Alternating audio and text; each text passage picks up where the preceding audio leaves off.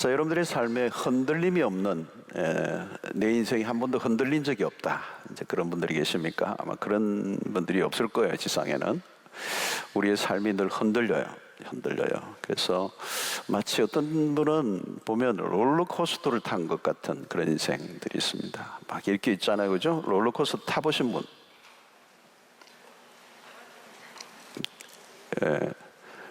많이 타보셨죠? 예. 부산에 있나요? 철야기도 오신 분들 단체로 한번 타러 갈까요? 그 롤러코스터 경주에 있대요. 경주에 굉장히 그거 하는데, 혹시 가실 분 저한테 돈 받아가세요. 거기에 롤러코스터를 보면 막 이렇잖아요. 저는 한 번 타봤어요. 한 번. 그때는 아주 옛날이니까 20대 때 탔으니까 88 열차 이렇게 탔는데, 한 번 탔어요. 동전 다 떨어지고 이렇게 했는데, 그런 기억이 나는데, 자, 여러분, 그것은 잠시죠. 힘들지만 잠시인데 인생의 롤러코스터, 그렇죠? 타신 분들 많아요. 어마어마하게 기복이 많은 거죠, 인생이. 기계가 잠시 뒤집혀지는 건 괜찮지만 인생이 뒤집혀지는 거, 흔들리는 거. 자, 어려움이 닥칠 때의 특징이 뭡니까? 어려움이 닥칠 때, 우리 인생에 굉장히 큰 어려움이 닥칠 때 특징이 뭐냐면 선택권이 우리에게 없다는 거예요. 내가 선택하지 않았어요. 내가 선택하고 내가 주도할 수 없는, 당하는 입장이에요. 그죠? 이런 우리 인생의 큰 불행이나 고통, 비극적인 사건, 사고들 내가 선택하지 않았어요. 내가 뭐 병 걸리겠다고 병 걸린 분이 있습니까? 사고 나겠다 해서 난 분 있어요? 상관없이 선택권이 나에게 없어요. 그리고 특징이 뭐예요? 갑자기 닥친다는 거예요. 내가 준비를 할 수가 없어요. 또 준비를 했다 할지라도 너무 그게 큰 사건이고 어려움이 오면 내가 준비한 게 아무 의미가 없어지죠. 그래서 예고도 없이 갑자기 일방적으로 나의 선택과 상관없이 삶에 회오리 바람이 몰아치는 거예요.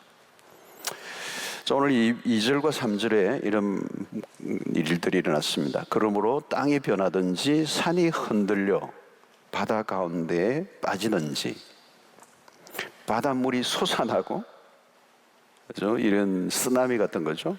뛰놀든지 거대한 풍랑에, 그것이 넘침으로 산이 흔들릴지라도 우리는 두려워하지 아니하리로다. 자, 시인이 엄청난 요동침을 경험했다는 것입니다. 산이 흔들려 바다 가운데 빠지고 바닷물이 솟아오르고. 자, 이런 것은 우리가 자연적 재해로 볼 수가 있습니다. 지진, 해일, 폭풍, 화산 폭발, 이런 큰 재난들입니다. 한국도 지진대 안에 있습니다. 그죠? 많은 지금도 지진이, 미세한 지진이 요즘도 많이 일어나고 있습니다. 경주에 일어났던 지진 2016년도에 6.8이었습니다. 지진 강도. 해운대 아파트들 다 흔들렸습니다. 저는 교회 제 방에 앉아 있는데 막 흔들리더라고요. 2017년에 포항에서 5.4 정도 일어났습니다. 그때도 느꼈습니다. 막 흔들렸습니다. 해운대 다 흔들렸습니다. 그리고 건물들이 많이 무너졌죠, 포항 근처에. 저는 작년 인도네시아 선교 여행 중에 우리 선교 마지막 날 우리 전체 교인들이 모여서 마지막 이렇게 우리 후속 모임을 하는데, 식사하는 중에 건물이 흔들렸습니다. 상당히 세게 흔들렸습니다. 그래서 위에 있는 이게 막 등이 막 흔들흔들하는데 전부 다 아무 말도 안 하고 있어요. 지진을 경험하고 나면 참혹해요, 그죠? 우리 일본에서 우리가 많이 보았습니다. 땅이 흔들린다는 거 매우 불안하고 공포스러운 것입니다. 또 전쟁이나 테러, 전염병, 대형 사고, IMF, 국가적인 경제 혼란들. 지금도 여러분 IMF 이상의 그런 경제적인 대공황이 올 수 있다는 예고를 지금 계속 전문가들이 지금 하고 있습니다. 자, 이런 상황을 가리켜서 우리는 어마어마한, 인간이 저항하기 어려운 거대한 이런 사건들을 가리켜서 영어로는 카이오스라고 그러죠. 카이오스. 영어로는 터모일이라는 그런 표현들 씁니다. 터모일. 예. 그야말로 숨이 막힐 정도의 상황.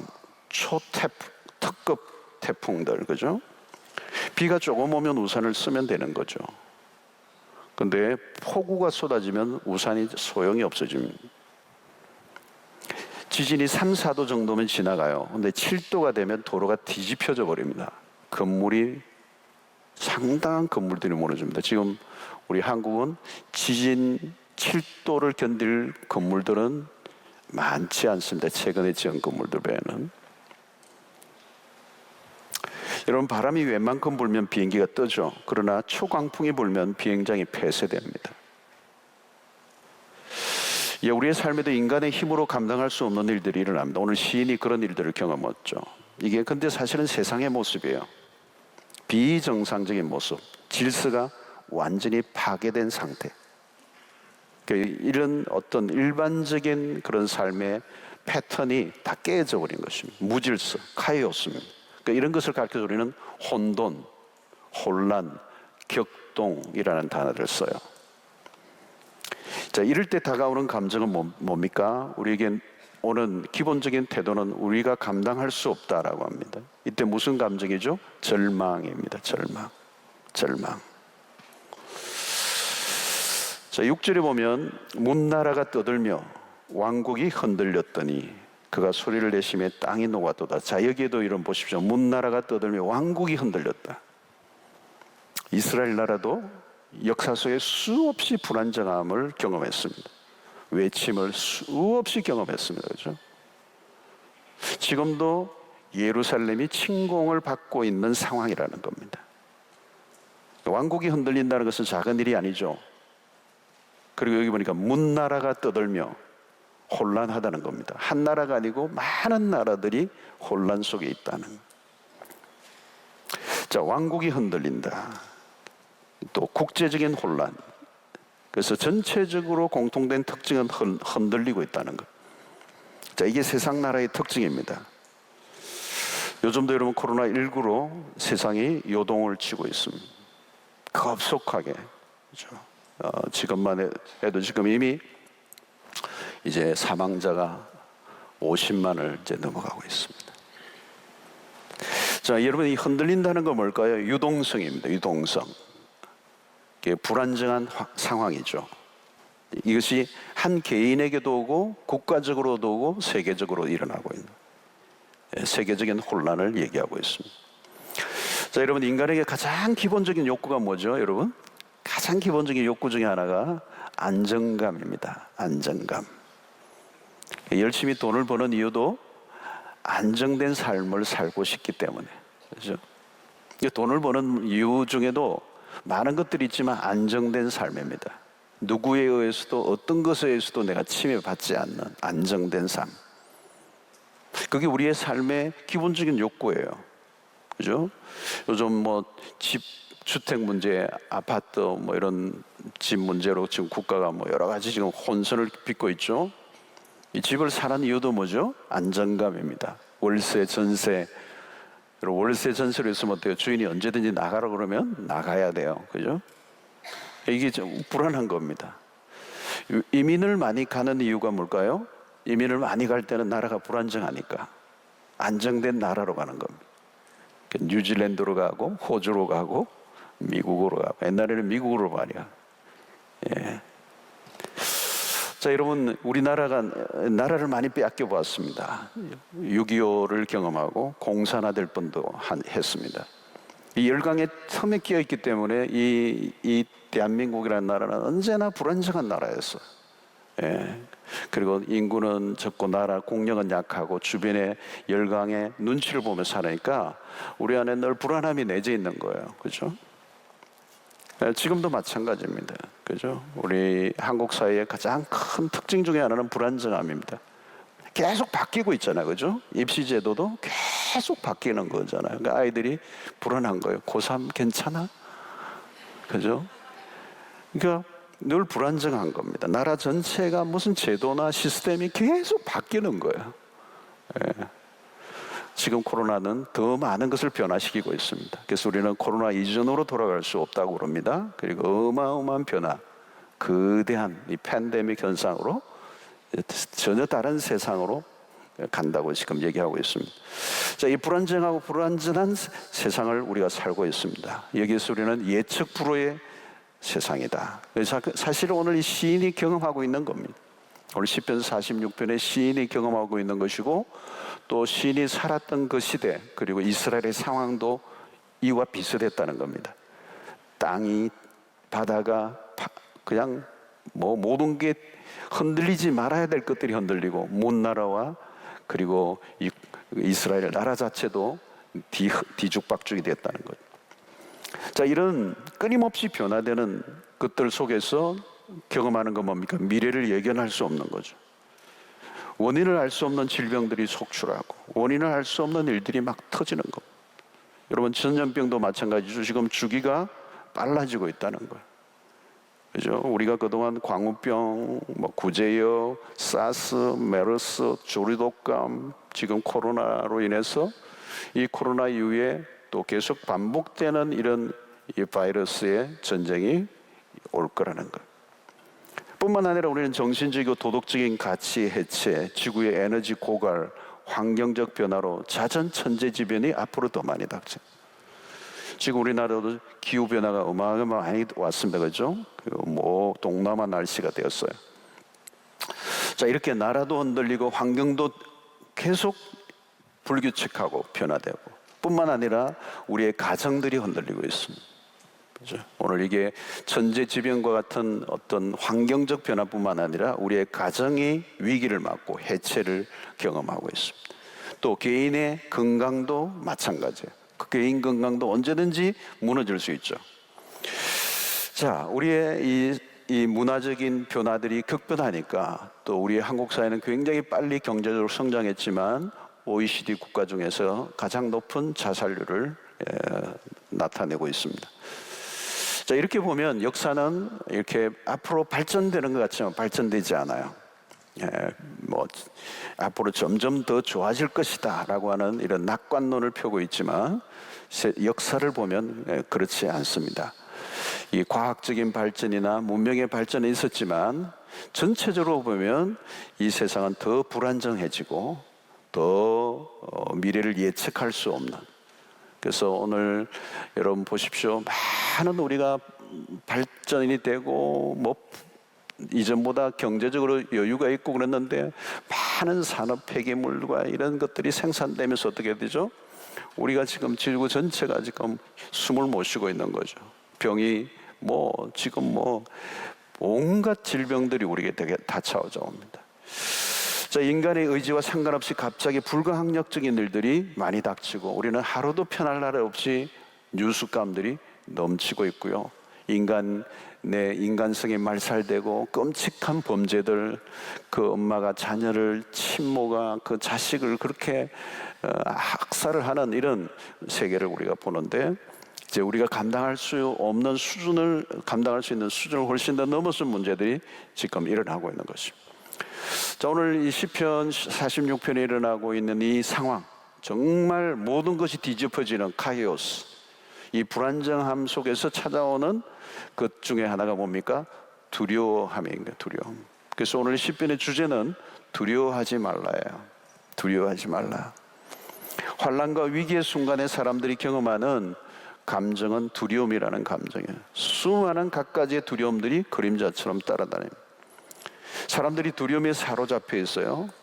결국 여러분, 정신병이 있잖아요. 요즘 정신병이 많이 일어나고 있는데, 요인이 여러 가지 요인들이 정신병에 있는데요. 그 가운데 아주 중요한 요인 중에 하나가 두려움입니다.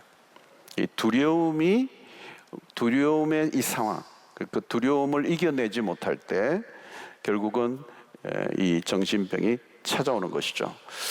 자, 사람들은 이 두려움을 잊기 위해서 몸부림을 많이 칩니다. 그래서 오늘날 엔터테인먼트 문화, 그죠? 특별히 이런 도박 문화들, 그죠? 우리 학생들 가운데도 이 도박을 빠져있어요. 스포츠 도박, 이런 것들에 빠지고, 게임 중독에 빠지고, 이렇게. 그게 다 뭐예요? 두려움을 이기기 위한 몸부림입니다. 자, 자, 그런데 왜 두려움이 떠나지 않습니까? 우리의 삶을 흔드는 우리의 환경 자체가 불안정하기 때문에, 끊임없이 변화무쌍하기 때문에 사실은 우리 삶에 이 인간사의 문제가 없이 그냥 조용히 지나가는 때가 없어요. 계속 그 주기가 좀 빠르냐 늦느냐의 차이가 있지, 끊임없이 우리의 삶에 국가적으로, 또 국가 간에, 아니면 우리 가정 안에, 아니면 개인의 삶에, 모든 것들 안에 동시적으로 우리에게 일어나고 있습니다. 이렇게 까다롭고 위험한 일이 닥칠 때 우리는 두려움이 밀려올 수밖에 없습니다. 두려움처럼 이 현실적인 고통은 없죠. 여러분, 이 두려움은 연약한 인간이 늘 겪는 우리의 삶이에요. 이 두려움의 감정은 샬롬이 깨어진 상태입니다. 우리의 삶에 가장 간절한 갈망이 있다면 샬롬이거든. 샬롬. 그 샬롬이라고 하는 것은 정말 하나님 안에서 우리가 누릴 수 있는 것인데, 그게 다 깨어져 있어요. 그러면 정상적인 삶을 살 수가 없는 것이죠. 그 두려움이 우리를 지배하고, 그 두려움이 커져갈수록 우리의 몸과 우리의 생각과 우리의 사고와 모든 것들이 움츠려드는 거예요. 그래서 오늘 현대의 이 두려움이라고 하는 것을 심리학적으로 다루려고 하지만, 심리학적으로 이 두려움을 다룰 수가 없어요. 누구나 이 문제를 이겨내기 위해서 노력을 하죠. 그래서 어떤 사람은 맞서보기도 하고, 어떤 데는 도피하기도 하지만, 이 문제를 결국 이겨낼 수는 없고, 그게 오히려 지배를 당하는 것입니다. 자, 이때 우리가 어떻게 해야 되느냐? 이 답을 오늘 10절에서 말씀하고 있습니다. 10절 우리 함께 유명한 구절이니까 한번 읽어보시죠. 시작. 이러시기를, 너희는 가만히 있어 내가 하나님됨을 알지어다. 내가 문나라 중에서 높임을 받으리라. 내가 세계 중에서 높임을 받으리라 하시도다. 아멘. 참 멋있는 구절이죠, 그죠? 오늘 여기 보니까 너희는 가만히 있어, 가만히 있어, 이 부분. 여러분, 지금 불가항력적인, 내가 컨트롤할 수 없는 거대한 문제들이 닥쳤을 때, 그렇죠? 우리가 할 수 있는 하나님의 답은 뭐냐? 너희는 가만히 있어, 가만히 있어. 다른 말로는 뭘까요? 조용히 해. 이렇게 번역할 수 있어요. 너는 알고 있느냐? 내가 하나님인 것을? 너가 배우고 경험한 바대로 나는 하나님이다. 너가 알지 않느냐? 내가 하나님이라는 것을. 그래서 여기 첫 번째 10절에 이러시기를, 이 대목이 중요해요, 여러분. 이러시기를. 이러시기를 이런 말은 뭡니까? 하나님이 직접 들려주신 말씀이 있다는 것입니다. 그러니까 너희는 가만히 있어 내가 하나님됨을 알지어다, 이 말씀을 하시는데, 이걸 누가 하셨어요? 하나님이 하신 말씀이라는 거죠. 간접적으로 하신 말씀이 아니고 주님이 직접, 하나님이 들려주신 음성이에요. 그래서 이 거대한 혼돈이 몰아치는 가운데서 하나님의 음성이 들려진 것이죠. 너희는 가만히 있어 내가 하나님됨을 알지어다. 자, 여기서 매우 중요한 것은 두려움으로 가득 차 있을 때 다른 것은 도움이 되지 않는다는 거예요. 오직 필요한 것이 뭐냐면 하나님의 말씀이 필요하다는 거예요. 여러분, 이것은 그냥 큐티를 열심히 하라는 말이 아닙니다. 평소에 하나님의 음성을 듣는 사람이어야 하지만, 그러나 거대한 문제들이 일어날 때는 더 명료한 하나님의 음성을 듣는 것입니다. 어려움이 밀려오면요, 어떻습니까? 여러분, 개인적으로 굉장히 어려움이 밀어닥치면 성경의 눈에 잘 안 들어옵니다. 설교가 귀에 잘 안 들어와요. 그냥 스쳐 지나가지고. 왜? 일어난 문제가 너무 크니까. 거기에 압도를 당하고 내 눈과 귀가 다 가려져서 하나님의 음성에 귀를 기울이지 못하는 거예요. 그러나 여러분, 거대한 폭풍을 지금 오늘 하나님은 그 거대한 폭풍이 일어나는 그 한가운데 그 풍랑과 폭풍을 뚫고 하나님이 그 백성들에게 말씀해 주시는 거예요. 여러분, 그러므로 어려움이 있을 때는 하늘이 열려야 되고요, 하나님의 음성이 들려야 합니다. 요즘 여러분 어렵시죠? 어렵잖아요, 여러분. 그죠? 여러분 어려우시죠? 뭐 안 어려우신 분도 뭐 한두 분 계시겠지만 지금 사실 어렵잖아요. 자, 이럴 때 하나님이 들려주시는 음성이 무엇인가 하는 거죠. 뉴스를 들어야 되는 게 아니고 하나님의 음성에 귀를 기울여야 된다는 거예요. 여러분, 이것은 다른 말이 아니라 오늘 이 어려운 시대 속에 각자 한 사람 한 사람에게 들려주시는 음성이 있다는 거예요. 왜? 각자가 겪고 있는 고난과 어려움이 다 다르잖아요. 또 이 코로나 시대지만 이 코로나 시대 속에서 내가 어떤 어려움에 겪고 있는지, 또 코로나가 아니라도 내 개인적으로 뭐 사업이든 건강이든 어려움에 겪었을 때 가장 중요한 것은 하나님의 음성을 먼저 들어야 된다는 거예요. 내가 암에 걸렸다면 마찬가지예요. 암에서 헤어나오려고 애를 쓰기 전에 내가 그 질병에 낫게 하기 위해서 정보를 찾고 방법을 찾아내고 사람들을 찾고 병원을 찾기 이전에 가장 먼저 우리가 해야 될 일은 하나님의 음성을 들어야 된다는 거예요. 하나님, 이 사건을 통하여, 이 질병으로 인하여, 오늘 이 코로나로 인하여 하나님 오늘 나에게 말씀하시는 게 무엇입니까? 이게 중요해요. 그래서 저도 요즘 그걸 계속 듣고 있어요. 하나님 무슨 말씀을 저에게 주시기를 원하십니까? 하나님의 음성이 들리면 암이라 할지라도 그것이 불행의 나라수로 떨어지지 않고, 하나님의 음성이 들리면 내가 아무리 큰 사건을 경험해도 거기에 지배를 당하지 않고 그 말씀이 그 상황을 이겨내게 하신다는. 남이 보기에는 죽을 일이 생겨도 하나님의 음성을 들으면 사는 길이 열리는 거예요. 상황은 언제나 변하잖아요, 그죠? 푸른 마르고 꽃은 시드는 것처럼 상황은 끊임없이 변하지만 주의 말씀은 영원해. 상황은 나를 죽일 것 같지만 그러나 하나님의 말씀은 어제도 말씀이었고 어제도 진리였고 오늘도 진리고 내일도 진리라고 하는 사실. 하나님의 말씀은 변함이 없어요. 단순히 어려운 가운데서 조금 나아질 것이라고는 막연한 희망만으로는 되지 않아요. 오늘 지금 어려움의 상황 속에서 주님이 뜻하신 바가 무엇이며, 오늘 이 시대 가운데 말씀하시는 게 무엇이며, 오늘 우리 공동체 가운데 말씀하시는 게 무엇이며, 오늘 우리 가정 가운데 말씀하시는 게 뭐며, 오늘 내 개인의 삶에 하나님이 말씀하시려고 하는 게 무엇입니까? 이게 중요한 거예요. 오늘 여기 보니 이러시기를, 이 혼란 가운데 있는, 카오스 가운데 있는 그 이스라엘 백성들에게, 시인에게 하나님이 지금 말씀하고 계신다는 거예요. 사랑하는 성도 여러분, 오늘 그것은 단순히 큐티를 한다는 것을 훨씬 더 뛰어넘는 하나님의 생생한 레마의 말씀들 들을 수 있게 되기를 축원합니다. 그 문제에 빠져나오기 위해서 애를 쓰는 게 중요하지 않아요.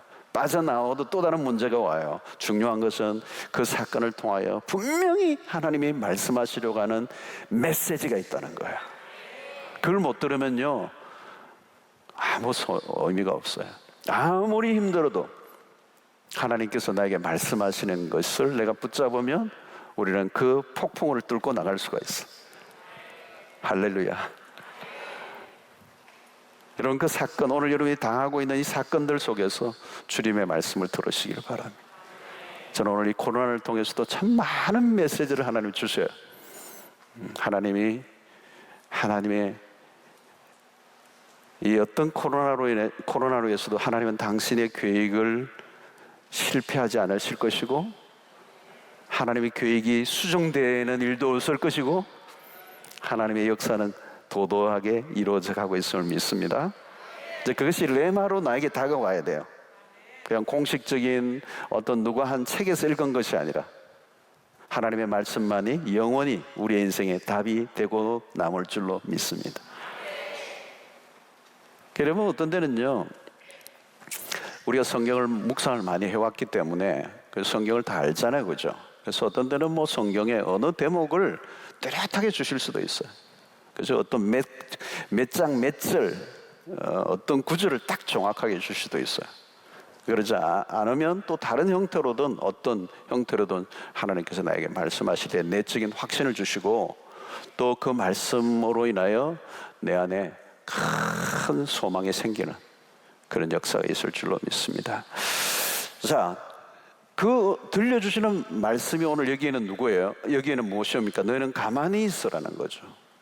내가 하나님 됨을 알지어다. 여기 가장 먼저가 뭐예요? 가만히 있어요. 하던 일을 멈추라는 거예요. 쥐었던 손을 펴고 편안히 몸의 긴장을 릴렉스 풀고 가만히 있으라. 내가 무엇을 하려고 하지 말고 어떤 시도와 어떤 계획까지도 내려놓아라. 여러분, 가만히 있는다는 말은 스탑하라는 거예요. 무엇인가를 하는 것도 믿음이지만 어떤 것을 안 하는 것도 믿음일 때가 있어요. 지금 어려움이 일어나서 불가항력적인, 내가 감당할 수 없는 거대한 폭풍에 몰아치고 풍랑에 몰아쳤을 때 내가 할 수 있는 것은 없는 것이죠. 그래서 너는 가만히 있으라는 거죠. 가만히 있으라. 그러니까 이스라엘 백성들이 홍해 앞에 있을 때 모세를 통하여 주셨던 메시지 동일하죠. 내가 하나님 됨을 너에게 보여주겠다. 넌 가만히 있으라는 거예요. 이스라엘 백성들이 홍해를 건너게 하기 위해서 할 수 있는 그들의 일은 아무것도 없어요. 그래서 멈추는 것도 믿음이라는 거죠. 가만히 있으면 죽는 줄 아는데 그렇지 않아요, 여러분. 여러분, 지진이 일어났을 때도 보면요, 우왕좌왕하면서 득한 사고가 일어나요. 그죠? 막 몰리고. 전쟁 때도 마찬가지입니다. 전쟁 때도 가만히 엎드리거나 어떤 작전에서 명령이 떨어지기 전에 그냥 가만히 있어야 돼요. 근데 내가 살려고 어디론가 몰리다 보면 어때요? 대참사가 일어나요. 대참사가 일어나요. 그러니까 일어난 사건보다 그 사건에 대처하는 것으로 인해 더 많은 비극이 일어나는 거예요. 어려움이 올 때는 잠잠히 있어야 할 필요가 있다는 겁니다. 내가 일해야 될 때가 있고 하나님이 일하셔야 될 때가 있다는, 그걸 분별할 줄 아는 것이죠. 요즘은 이런 선교사님들도 많은 분들이 돌아와 계셔서 지금 뭐 할 수 있는 게 없어요. 비자도 내주지도 않고 가기도 어렵고. 어때요? 이때는 멈춰 있는 거예요. 자, 근데 이게 보면 멈춤으로 끝나지 않죠. 가만히 있으라는 말은 뭘까요? 우리의 시선을 하나님께로 돌아는 것입니다. 한 가지 할 일밖에 없어요. 주님을 바라본다는 것이죠. 주님 외에는 다른 대안이 없기 때문에 모든 게 다 막혀버렸어요. 그래서 우리는 그 주님을 신뢰하고 주님을 바라보는 것입니다. 주님을 바라봐야 할 이유가 무엇입니까? 너희는 가만히 있어 내가 하나님 됨을 알지어다. 염려와 근심은 하나님을 온전히 신뢰하는 것에서 벗어날 때 찾아오는 거예요. 힘들고 어려운 순간에는 말과 생각을 일단 멈추고 하나님을 바라보는 거예요. 그래서 어려운 상황에 있으면 우리는 생각이 많아져요. 그래서 우리는 우리의 수단과 방법을 자꾸 동원하려고 합니다. 상황이 아니라 하나님께 집중해야 된다는 거예요. 모든 것을 다스리시는 분은 하나님이시기 때문에 열방과 세계가 그 세계 가운데 높임을 받을지어다.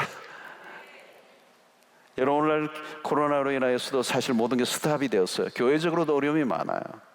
그러나 분명한 것은 하나님의 이 전염병을 통해서도 하나님의 역사는 진행될 것이고 모든 것은 하나님의 주권 안에 있음을 우리가 믿습니다. 하나님 우리 편에 계신다는 것을 믿기 때문에 우리는 가만히 있을 수가 있는 것이죠. 그분은 우리의 삶의 베스트가 무엇인지를 아시는 분이십니다.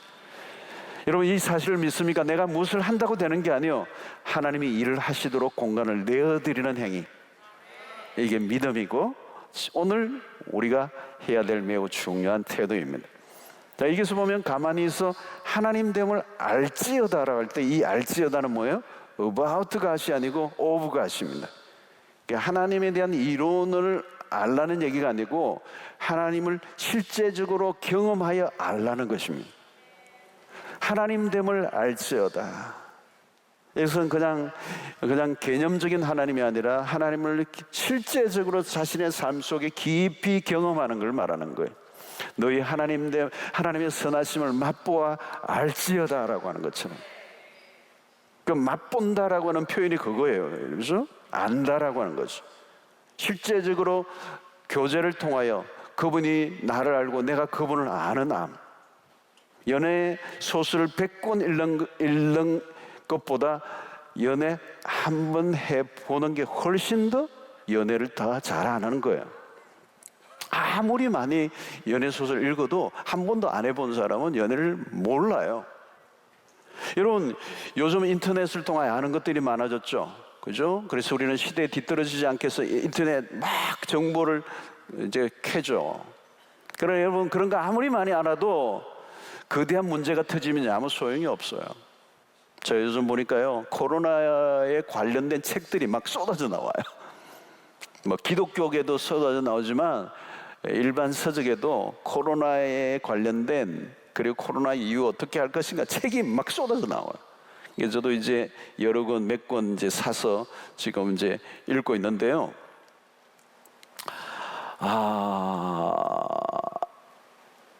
읽으면서 제가 여러분들에게 한 가지 제안해드린 것은 사지 마세요. 책을. 답이 없더라고요. 전문가들이 굉장히 장황하게 늘어놓는데 모르는 소리를 하고 있더라고요. 네, 뭐 좀 도움이 되긴 하지만 머리가 더 복잡해져요.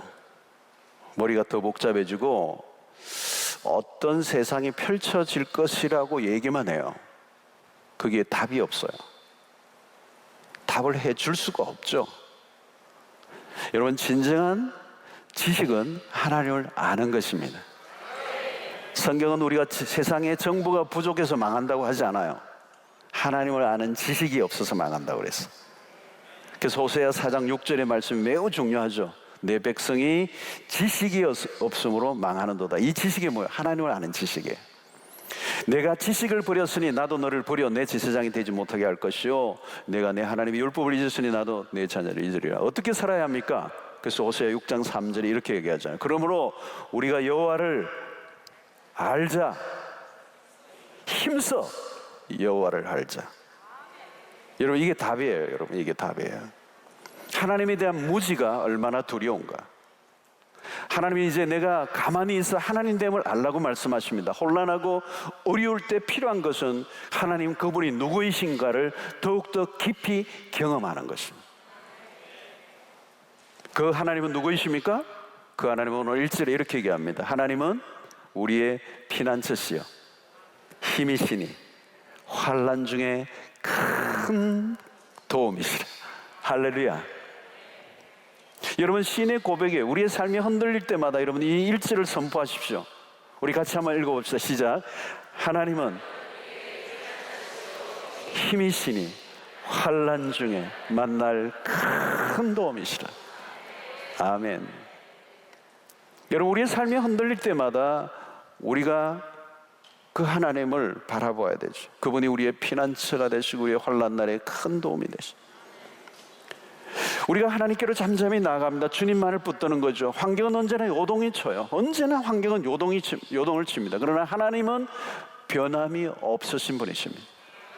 상황은 언제나 우리의 편이 아니에요. 그러나 하나님은 언제나 우리의 편이 되십니다. 세상의 환경이 우리에게 필요한 것이 아니라 세상에 하나님이 우리와 함께 계시는 것. 우리의 삶에 까다롭고 위험한 일들이 많이 일어나지만 그런 시간을 통하여 하나님은 우리로 하여금 하나님을 주목하게 하시는. 그래서 여러분, 이 46편은 마틴 루터, 종교개혁자 마틴 루터가 특별히 좋아했던 시예요. 루터는 어느 날 로마서 1장 17절에 눈을 뗄 수가 없었어. 갑자기 성경을 읽다가 로마서 1장 17절에서 그냥 뒤집어져 버렸어. 어마어마한 깨달음이 온 거예요. 깨달음. 이 1장 17절 때문에. 자, 17장에 보면 하나님 복음에는 하나님의 의가 나타났다. 믿음으로 믿음에 이르게 하나니 기록된 바 오직 의인은 믿음으로 말미암아 살리라 함과 같으니라. 여러분들은 감동이 별로 없으시네요. 어마어마한 이 17절이 어마어마한. 여러분, 이 마틴 루터는요, 진리를 그냥 편안하게 신앙생활 띵까띵까 한 게 아니고요, 성경의 말씀과 자기의 삶의 불일치에서 오는 이 고뇌를 한 거예요. 답을 찾은 거예요. 여러분, 구도자적인 태도를 가지는 거예요. 뭔가 내 안에 만족이 없는, 뭔가 내 안에 내가 하나님을 믿고 예수를 믿고 구원을 얻었다면 진정한 기쁨과 평화가 와야 되는데 그게 안 오면 도대체 이게 어디서 온 거냐? 그런 감정의 문제가 아니라 진리의 문제였는데 그 진리가 1장 17절 보면서 확 깨달아지면서 존재론적인 혁명이 일어난 거예요. 인생의 빛을 발견하고, 당시 로마 캐토릭에서 답을 도무지 얻지 못하고 답답하던 쥐어뜯던 그 가슴을 뻥 뚫리게 하는 이 1장 17절을 발견하면 그런 개혁의 기치를 들죠. 근데 여러분, 문제는 뭐냐면 그때부터 인생이 험난해진 겁니다. 여러분, 진리를 진짜 깨닫고 살면요, 그때부터 인생이 험난해져요. 거칠어져요. 그냥 대충 묻혀 살면 되는데. 그러니까 여러분, 당시에 교권을 지닌 권력 충돌이 일어난 것이죠. 그를 위협하고 막 죽이려고 하는 거죠. 마치 원수들이 기아장같이 빼곡히 그를 둘러싸여 있을 때 루터에게 찾아온 게 뭘까요, 여러분? 모두가, 그 시대 모든 사람이 루터를 죽이려고 그랬어요. 명령을 내렸어요. 누구든지 길거리에서도 마틴 루터를 발견하는 사람 죽여도 괜찮다. 황제가 명령을 내렸어요. 교황청에서 명령을 내렸어요. 자신을 절망하게 하고 낙심하게 했습니다. 그때 그는 그의 동력자인 멜랑크톤을 불러서 함께 이 46편을 불렀다는 거예요. 사랑하는 성도 여러분, 두려워하지 말아야 할 이유는 하나님께서 우리의 피난처가 되시기 때문에. 오늘 이 본문에서 3번 나옵니다. 1절, 7절, 11절. 우리의 피난처가 되십니다. 그분은 완벽한 피난처가 되십니다. 11절 볼까요? 만군의 여호와께서 우리와 함께 하시니 야곱의 하나님은 우리의 피난처시로다. 여러분, 야곱의 하나님, 그 야곱의 인생이 굉장히 굴곡이 많았지만 그 인생의 걸음걸음마다 결정적인 순간에 하나님이 그의 피난처가 되시고 그의 모든 위기로부터 건져내셔 주셨던 하나님, 야곱의 하나님. 그 야곱은 정말 실수가 많고 문제가 많고 연약한 사람이고 정말 사랑받기에는 부족한 사랑처럼 보였지만 그럼에도 불구하고 여전히 그 택한 백성을 외면치 아니하시고 삶의 위기 때마다 그를 건져주신 피난처 되신 하나님, 그 야곱의 하나님이 우리의 피난처시로다. 자, 여러분, 우리가 그렇죠. 우리가 만든 피난처는요, 어느 순간에 다 폭발해버리고 말아요. 안전한 줄 믿고 피했는데 더 큰 어려움을 겪을 때가 있습니다. 우리가 만든 피난처예요. 나에게 도움이 될 줄 알았는데 도움은커녕 나에게 배신을 안겨주는 친구들, 바람을 막아주는 것 같았는데 비가 쏟아질 때 아무 소용이 없는. 하나님은 우리의 완전한 피난처가 되십니다. 어떤 공격이나 위험으로부터도 완벽하게 보호를 해주십니다. 이스라엘이 광야를 지나는 동안에 하나님은 완벽한 피난처가 되셨습니다. 불기둥과 구름기둥은 단순히 따뜻하게 하고 시원하게 해주는 기상과 관련된 것만이 아니에요. 자연적인 재해, 원수들의 공격, 맹수들의 위협, 모든 것들로부터 보호하는 기둥이었습니다. 불기둥과 구름기둥, 그것은 완벽한 피난처. 여러분, 사람들이 공격해 올 때 하나님께 피하세요. 삶의 어려움이 올 때 하나님에게 피하세요. 하나님은 우리의 피난처시요 힘이시니 환난 중에 만날 큰 도움이시라. 여러분, 언제요? 환난 중에. 평소가 아닙니다, 여러분. 형통한 날에는 하나님의 도움을 느끼지 못해요. 그런 때는 피난처 자체에도 별로 필요하지도 않습니다. 그러나 여러분, 우리의 삶의 위기가 올 때 그 피난처야말로 우리에게 절대적인 것입니다. 자, 이 피난처의 위력은 환난이 닥치면 발휘합니다. 결국 신앙의 묘미는 뭡니까? 위기의 순간, 환난과 고난이 찾아올 때 더욱더 뜨겁게 경험할 수 있다는 것. 하나님이 위대하신 분이라는 걸 언제 경험할 수 있습니까? 큰 시련과 고통의 순간을 통과할 때. 여러분, 보통 때는요, 하나님의 위대하심 잘 몰라요. 내가 정말 숨막힐 듯한 삶의 위기를 통과할 때 그분의 위대하심을 우리는 실감하게 되죠. 하나님은 참으로 하나님이십니다. 그래서 여러분, 환난 중에 만날 큰 도움이시라. 여기 큰 도움이란 그 말은 환난 때에 경험하는 도움이에요. 어떤 환난이든 상관없다는 거예요. 친구의 관계, 비즈니스의 문제, 질병의 문제, 죽음의 위협들 어떤 것이라 할지라도 하나님은 우리의 큰 도움이 되십니다. 여러분, 지금은 어려운 때예요. 어떤 때보다 우리는 하나님을 더 깊이 만나야 할 때입니다. 예. 세상적인 관점에서 보면 요즘 다 비관적이에요. 여러분, 어디나 들어오면 비관적이에요. 그러나 영적인 눈으로 보면 좋을 때예요. 왜요? 우리는 하나님의 큰 도움을 경험할 수 있기 때문입니다. 평소에는 피난처가 필요하다는 걸 느끼지도 못했어요. 내가 모아놓은 구자의 돈이 나의 피난처처럼 여겨지고, 내가 쌓아왔던 커리어가 내 인생의 피난처인 것처럼 생각하고, 내 삶의 인맥이 나의 피난처가 되는 것처럼 착각했지만, 그런 것들은 한순간에 다 날아가 버릴 수밖에 없는 것이지만, 우리는 이 어려울 때, 어려울수록 우리는 하나님만이 우리의 진정한 도움이 되심을 믿습니다.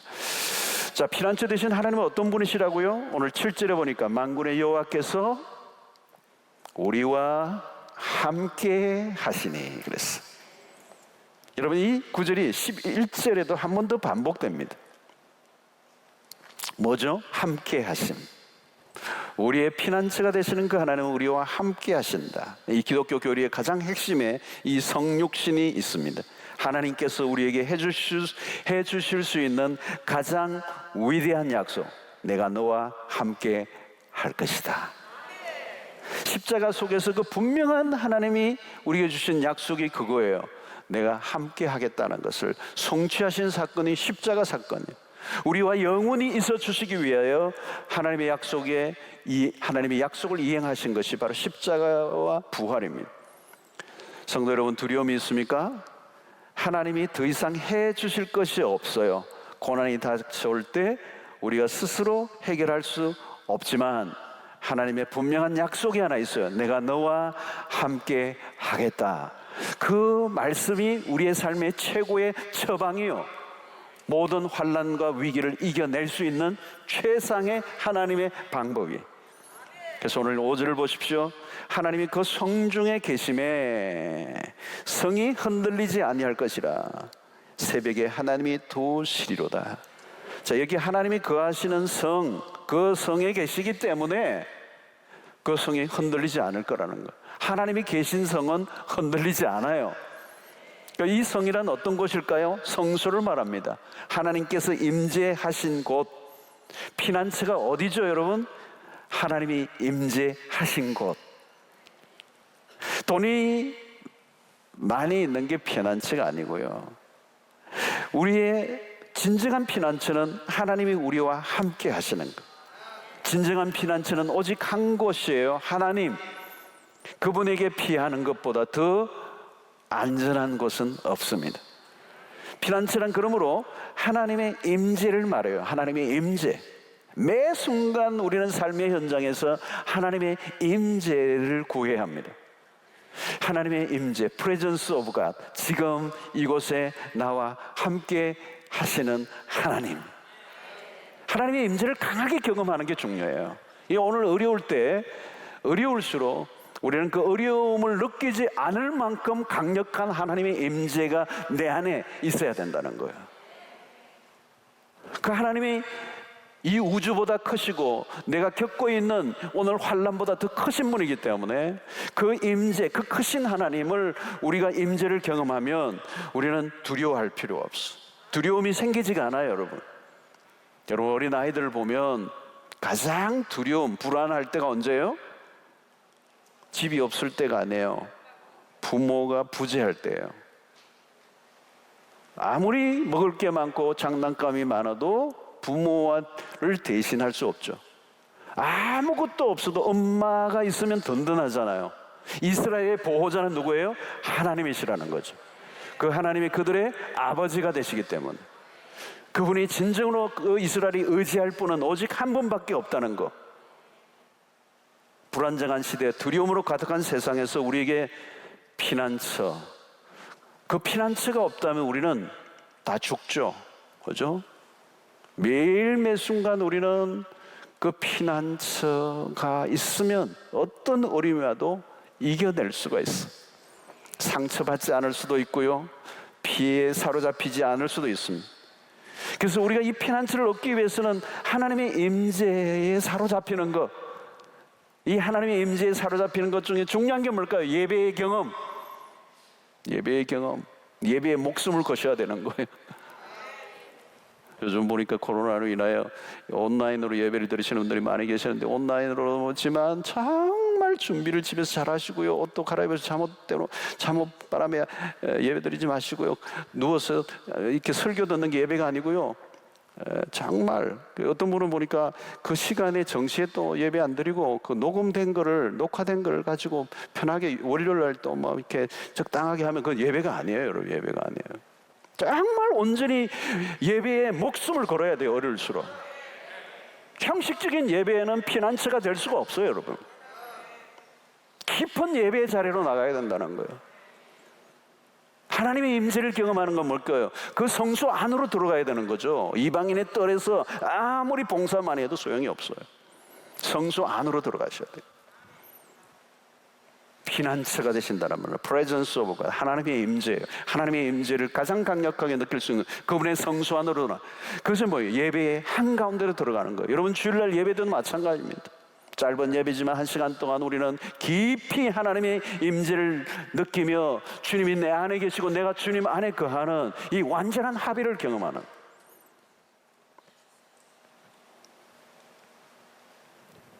오늘 4절에 보면 한 시내가 있어 나뉘어 흘러 하나님의 성 곧 지존하신 이의 성소를 기쁘게 하도다. 팔레스타인은 여러분 메마른 땅이에요. 물이 참 귀하죠. 지금 예루살렘은 아수르 군대가 지를 치고 있는, 근데 여기 한 시내가 나뉘어 흐른다는 것은 상징이에요. 하나님이 그들의 강이 되신다는, 하나님의 생수의 강이 되시는, 주변의 나라들이 아무리 위협을 해도 하나님은 잠잠히 흐르는 강과 같아요. 그것은 하나님의 모든 것의 공급원이 되신다는 것. 예루살렘은 거룩한 도시입니다. 하나님으로부터 분리될 수 없었어요. 백성들이나 왕이 하나님에게로 돌이키기만 하면 모든 필요를 채워주신다는 약속이 이 안에 들어있습니다. 그 거룩한 성에는 지존하신 분이 계시기 때문에, 모든 이름 위에 뛰어나신 분이시기 때문에, 공격해오는 모든 적들을 물리쳐 주실 수 있는 분이시기 때문에 하나님이 주시는 물은 공급을 받아 기쁨을 누리게 하시는 것이죠. 아무리 큰 문제가 일어나도 하나님은 그 문제보다 크신 분이십니다. 자, 하나님이 주시는 힘은 우리에게 충분해요. 그래서 고린도전서 15장 10절에 바울이 이런 표현을 쓰잖아요. 그러나 내가 나 된 것은 하나님의 은혜로 된 것이니.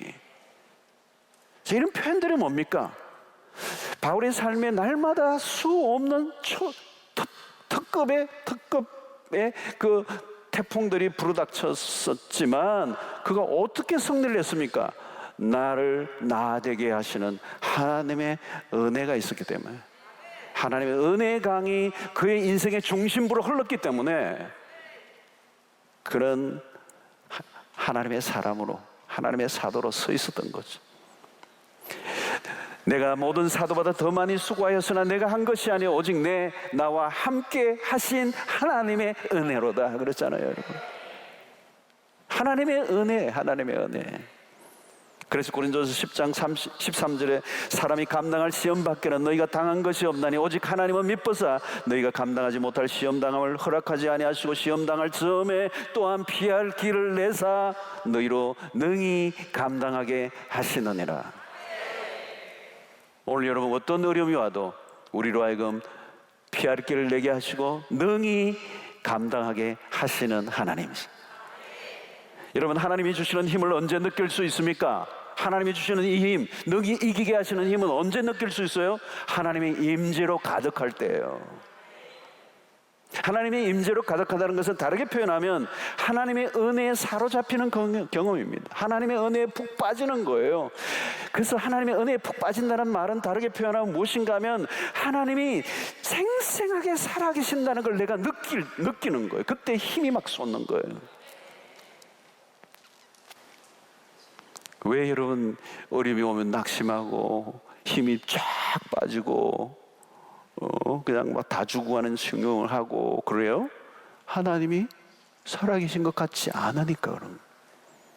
그 마틴 루터가 그랬잖아요, 여러분. 너무 힘들고 어려운 일이 막 닥치니까 어느 날 이게 자기 아내가, 마틴 루터 아내가 소복을 입고 막 밤에 나타난 거예요. 무섭지 하고 나타난 거예요.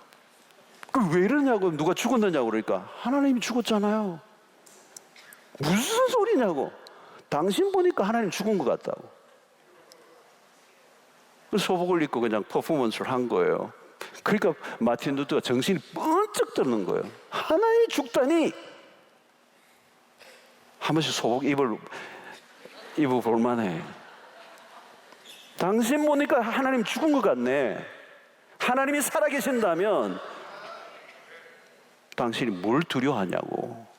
천만인이 나를 덤비고 달려든다 할지라도 만군의 여호와가 나를 붙들어 주시고 지켜주신다는 믿음. 여러분, 이게 있어야 돼요. 여러분 보십시오.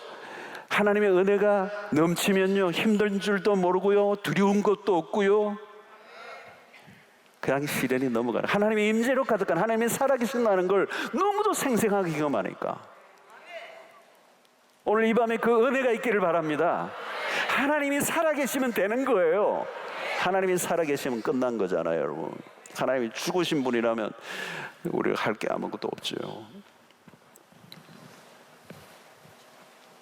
저는 스데반 집사를 보면요, 사도행전에 돌을 던지는 청중 앞에서도 주눅이 들지 않아요.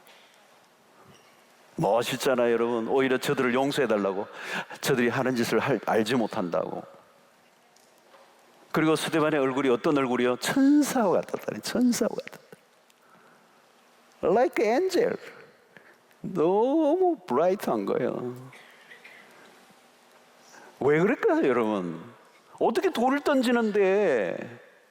여러분, 스데반의 설교는요, 사도행전의 명설교예요. 그의 설교는 정말 설교학적으로 탄탄한 기가 막힌 설교를 했는데도 불구하고 그 위대한 설교 앞에 청중들의 반응은 뭘까요? 아멘이 아니고 돌이에요, 돌. 돌맨으로 다 던졌어. 근데 그 돌을 맞으면서도 얼굴이 천사와 같았다는 거. 어떻게 그게 가능해요? 강력한 하나님의 임재 안에 있었기 때문에. 하나님이 지금 나와 함께 하십니다. 여러분, 사도행전 7장 55절을 보십시오. 스데반이 성령 충만하여 하늘을 우러러 주목하여, 상황을 보지 않아요. 그는 무엇을 바라봐요? 하늘을 주목하는 거죠. 하나님의 영광과 및 예수께서 하나님 우편에 서신 것을 보고 그랬어요. 성령 충만한 스데반은 무엇을 보았습니까? 하나님의 영광, 그리고 예수 그리스도께서 보좌에 서 계신 것. 여러분, 주로 예수 그리스도가 하늘에 앉아 계시는, 그 보좌에 앉으시는 개념이 아니고요, 여기 표현은요, 예수 그리스도가 서 계세요. 당시에 살아가는 백성이 순교를 당하는 그 장면에 어찌 앉아 계시겠어요? 일어서서 그 하늘, 그 스데반을 영접하는 거죠. 그죠? 강력한 임재예요. 그래서 7장 56절을 보면 말하되 보라, 하늘이 열리고 인자가 하나님 우편에 서신 것을 보노라 한대. 스데반은 하늘이 열린 것을 보았습니다. 스데반이 처한 상황처럼 위급한 순간이 어디 있습니까? 그런데 하늘이 열리고 그를 압도하는 하나님의 임재가 있었어요. 하나님의 영광을 그가 보았습니다. 하늘이 열린다는 것은 무엇을 의미합니까? 상황 끝이에요. 땅의 문제를 거두어 드리겠다는 겁니다. 하늘이 덮어버렸다는 거죠. 은혜가 메마르면 아무리 좋은 환경이 와도요, 두려움에 빠져요. 불안해요. 염려가 자꾸 밀려와요. 그래서 어떤 사람은 그러잖아요. 염려할 일이 없는데도 이렇게 염려할 일이 없다니 염려스럽다 그러잖아요. 여러분, 좋은 집에서 소파에 앉아서 아주 멋있는 평화로운 풍경화를 들여다보면서도 마음이 울렁거리는 거예요. 평화가 없어요. 세상이 기울어지는 것 같아요. 여러분, 이렇게 혼란한 세상, 거대한 폭풍들이 지금 몰려오고 있습니다. 많은 사람들이 거대한 폭풍에 휩싸여 죽어갈 것입니다. 앞으로도. 이 불안이 가득한 세상의 사람들은 무기력증, 그리고 우울증을 호소합니다. 우리는 강하신 하나님의 손에 붙들려 살아가야 될 줄로 믿습니다. 하나님을 더 알아가시길 바랍니다. 하나님과 더 깊은 관계를 맺어가시기를 바랍니다. 그분을 이론이 아니고 이제 진짜 예수를 믿으셔야 돼요. 자, 우리는 코로나 시대를 맞으면서 우리는 우리의 민낯을 봅니다. 내 신앙은 과연 위기를 극복할 만한 신앙인가? 아니, 이것보다 더 강력한 시련이 와도 내 신앙은 안전할 것인가? 여러분, 시대가 변하고 삶이 어려운 것 때문에 어떤 예측으로 인하 이러면 두려워할 필요가 없어요. 우리의 신앙을 진단하시고 우리가 과연 제대로 하나님을 알아왔는가, 그리고 우리가 믿는 그 하나님은 누구이신가에 대해서 우리의 온몸으로 존재적으로 경험하고 더 깊이 그 주님을, 그 선하심을 맛보아 알아가는 구체적이고 실제적이고 경험적인 그 하나님을 알아감으로 오늘 이 어려운 시대에 더 강력한 믿음으로 그 하나님이 우리의 피난처 되시고 우리의 환난 날에 큰 도움이 되시는 것을 매일매일 경험하면 살아가는 여러분들 되시기를 축원합니다. 삶에 별일이 다 일어날 것이지만 하나님은 우리를 능히 이기게 하실 것입니다. 하나님 안에 진정한 평안이 있습니다.